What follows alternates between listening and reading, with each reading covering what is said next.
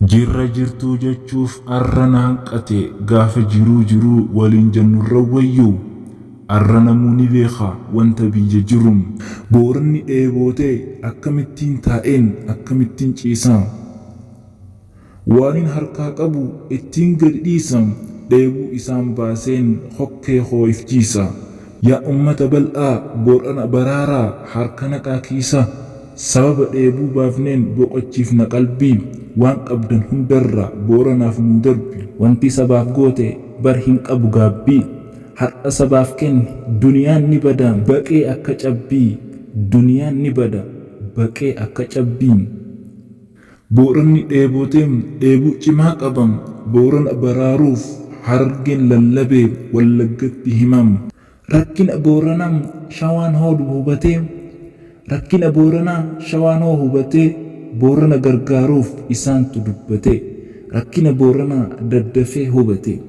ka'aniiru jarris warri illuuf jimmaa booranaa baraaruuf waliin qabna dhimmaa booranaa baraaruuf waliin qabna dhimmaa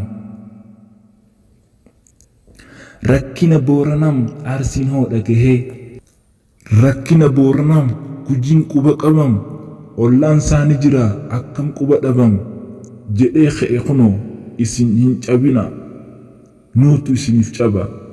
tokkummaadhaan kaane goona dheebuu dhaba waamicha booranaa karrayyuun birmatee eeyyee waan qaburra saba isaatiif laatee booranni rakkachaa akkamittiin bulaa ofii dhugee nyaatee booranaa baraaruuf gahee ofii baatee ummanni hundinuu boorana baraaraa numaa waliif dhiigaa kalee hanga har'aa hundi ol ka'aa kan keessaa fi alaa kan dhiiraa fi dhalaa itti roobsaa meegaa birrii akka baalaa dhiifama naaf godhaa waan beekuun dubbadhee isin naaf sirreessa bakkaan an gufadhee hanga dhuunfaa kootti hanganaan hubadhee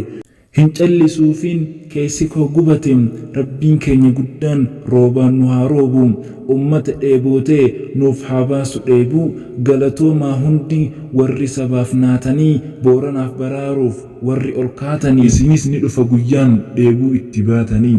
isinis ni dhufa guyyaan dheebuu itti baatanii